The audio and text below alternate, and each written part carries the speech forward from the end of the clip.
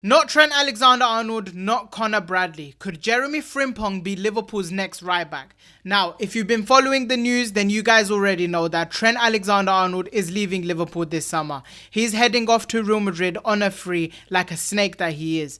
But that leaves a massive hole in Liverpool's defence. Conor Bradley has played well when he's been given the opportunity. He's someone who's reliable down that right-hand side, but there are some concerns. Can he stay fit all season long? And on top of that, when he's being asked to play regularly every 3 weeks, can he deal with the pressure? So now Liverpool are being linked with a new right back, Jeremie Frimpong from Bayer Leverkusen.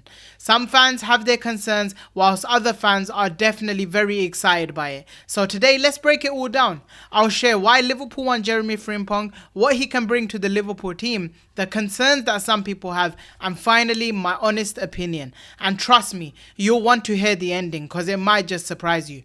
But before we get into it, don't forget to like the video, comment your thoughts on Jeremie Frimpong to Liverpool down below, and subscribe for more. Let me start with the biggest reason as to why I believe Liverpool want Jeremie Frimpong. He is a bargain. Frimpong plays for Bayer Leverkusen in Germany. He's been playing under Xavi Alonso for a couple of seasons, and he even won the Bundesliga at that club, where he was a big part of the reason why Bayer Leverkusen won the title. And the crazy part is he has a 25 million release clause. That means any club can sign him for just 25 million.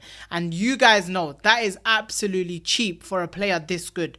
But it gets better. Liverpool can actually play that release clause over installments, so it can be 4 seasons long where he's 25 million, so we're looking at about 7 million a season, which is absolutely ridiculous. Just think about it. You're getting a 24-year-old title winning Dutch international for the price of a backup striker.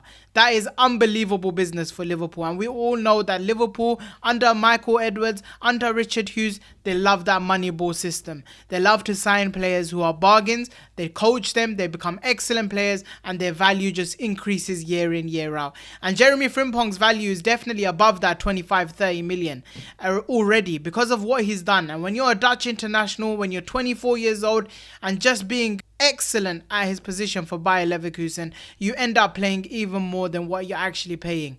Now, Liverpool already have a few Dutch players in the team. We have Gravenberch, Gakpo, Van Dijk, and on top of that, the coach Arne Slot is also Dutch. And guess what? Jeremie Frimpong has been friends with them in the Dutch internationals. Whenever he goes into the international break, he's always had a good relationship with them. On top of that, he can speak great English because he was brought up under English football, and he takes up a homegrown spot, which Liverpool definitely need with the likes of Trent Alexander-Arnold and even maybe Joe Gomez leaving. So when you think about the logistics of this deal, there's too much that is good for Liverpool to reject it. Why are people getting excited for Liverpool to sign Jeremie Frimpong? Well, he's not just a right back, because he's capable of playing as a right wing back, he's capable of playing as a right winger, and at times you can even find him as a second striker. That's how much he's evolved his style of play. That's how much versatility he's shown at Bayer Leverkusen.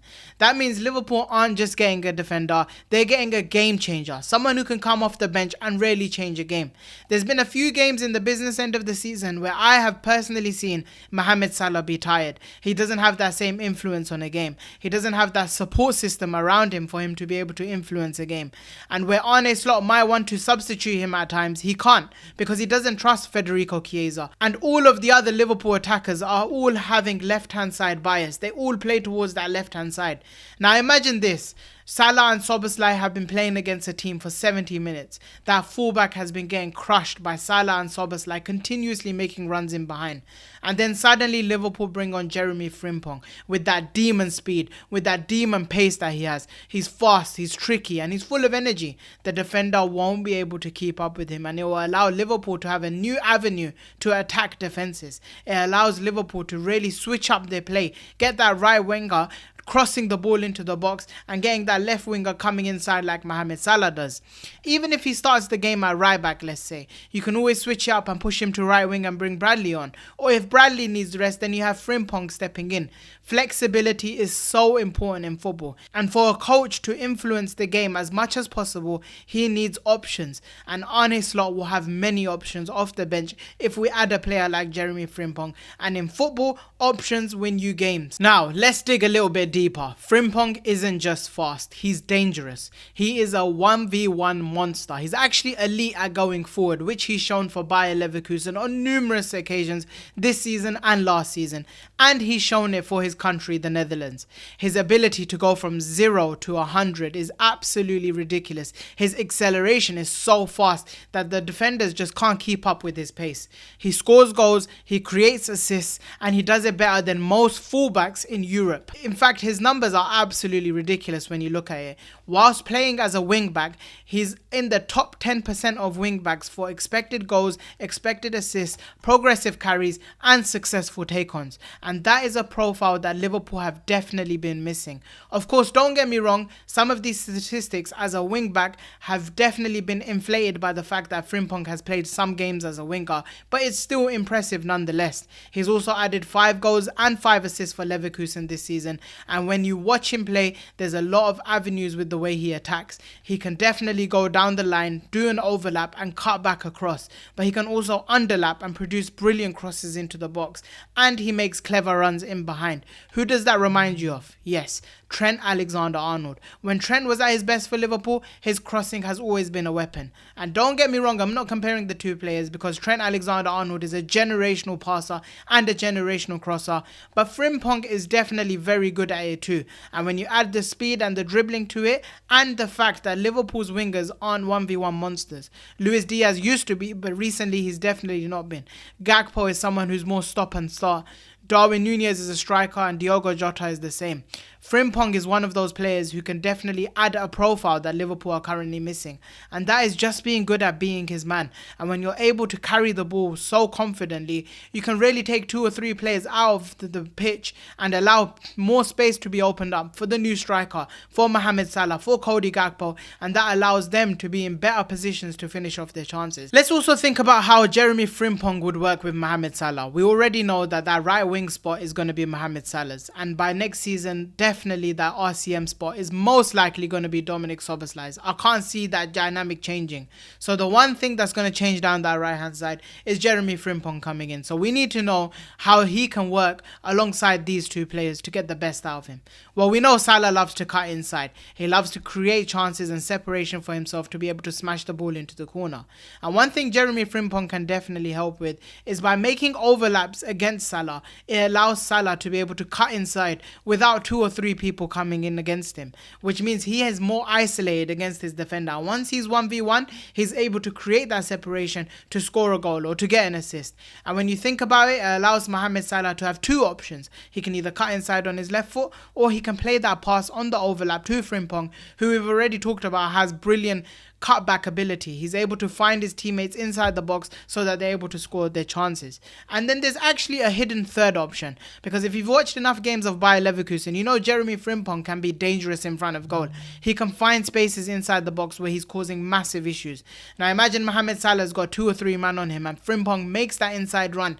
When Salah plays that ball to him, rather than going back, Frimpong actually has a good shot on his right foot and his left foot, so he's able to finish off his chances. I watched the recent Bayer Leverkusen game and I saw Frimpong smash one in on his left foot, and that's one thing that Conor Bradley doesn't have and Trent Alexander-Arnold did have. So it's definitely something that Liverpool can use as a weapon. Get Frimpong inside that box and get him to finish off Liverpool attacks. Right now I've made Jeremie Frimpong sound like the perfect right back for Liverpool, but let's be fair, Frimpong isn't perfect. There are some real concerns about his game, and Liverpool fans' concerns are definitely something that's valid, and the biggest one is his defending. Some fans say that we're just replacing Trent Alexander-Arnold with a player who can't defend, just like Trent Alexander-Arnold couldn't, and they're not totally wrong. Frimpong can be out-muscled, he can be dribbled past, and he can be quite slow getting back into his position. Don't get me wrong, off the ball he presses very hard, he works incredibly hard for his team, but when it comes to 1v1 defending, he's not the greatest, and he's definitely someone who can get beaten.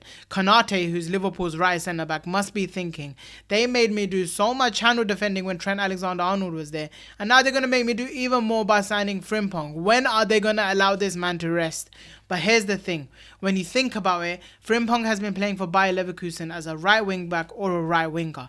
That means his job wasn't totally to defend, and under Xavi Alonso, the wing back's job is definitely not to defend. It was to push forward, it was to support the attack. So he spends a lot of energy going up the pitch rather than back down the pitch. So by the time he's back to defend, he's incredibly tired. He's already used up his energy on attacking so much that when he's in that 1v1 defending, he doesn't have that same motivation or intensity to his defending like he does for his attacking, because he knows his right centre back in the three at the back formation will be there to support him.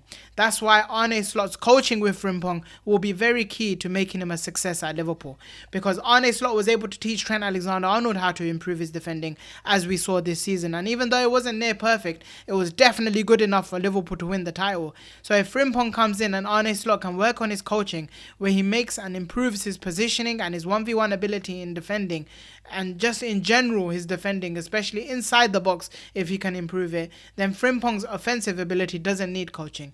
We already know how good it is. There's one other concern that I have with signing Frimpong, and that is the balance of the team. Frimpong, for me, when the ball is at his feet, is a carry first player. He likes to run with the ball forward, which is why he's got such good progressive carries. But Liverpool have many carriers in their build-up play right now. If they want to sign Milos Kerkez, he's also a carrier. Ryan Gravenberch in the number 6 role is also a carrier. Ibrahima Konate prefers to carry than pass. And that leaves just Virgil van Dijk as a good passer from the back, someone who can break the lines.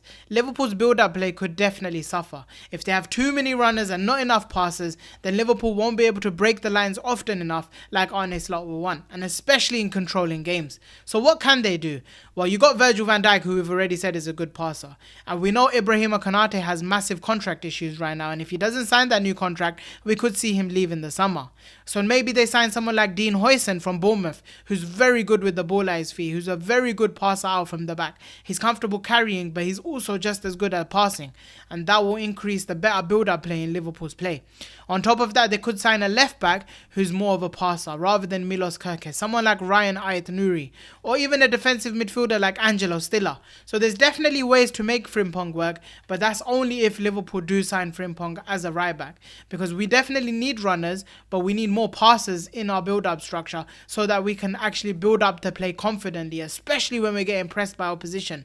Slot has a lot to think about in the bigger picture here, and so does the recruitment team. But if there's anyone I trust to get it right, then it's definitely Michael Edwards and it's definitely Richard Hughes, because they've made a lot of decisions at this club and at their previous clubs where they've always been correct, where they've always won Liverpool titles. So should Liverpool sign Jeremie Frimpong? Yes, I think they should. Here's why. He's fast, exciting, and he fits the way Liverpool play. He brings something Liverpool lack in their 1v1 ability, in the ability to beat his man. He's friends with the Dutch players. He can speak excellent English, so he will definitely integrate into the squad, and we all know he's got great vibes around the squad. We've seen what he's done with Bayer Leverkusen inside the squad, where everyone loves him, especially the manager Xabi Alonso. And most of all, that price is too good to ignore. There's definitely concerns. His defending isn't the best. He's not a great passer. But I genuinely believe if there's a coach to get the best out of Jeremie Frimpong, then it's Arne Slot, because he's someone who has improved so many football players at the club already. I wouldn't be surprised if he also improves Jeremie Frimpong. And even if he's not a regular starter, if you're spending 25 million or 30 million on Jeremie Frimpong, you are signing an amazing squad player. And if there was a problem that Arne Slot had this season, it was that he didn't trust enough of his squad players to be able to influence the game. But if you sign Frimpong, then you're giving him another avenue to be able to influence the game, and that's when Arne Slot is at his best, because we already seen when he changes stuff in game is when Liverpool end up winning the game. And for 25 million, that's a no-brainer to sign Jeremie Frimpong. So now it's your turn. What do you guys think? Should Liverpool go for Jeremie Frimpong, or should they sign an alternative right back? Let me know down below in the comments, because I want to hear your thoughts. If you enjoyed this breakdown on Jeremie Frimpong to Liverpool, give the video a like, subscribe if you haven't already, and don't forget to hit the notification bell so you know whenever I upload. Thanks for watching, and peace.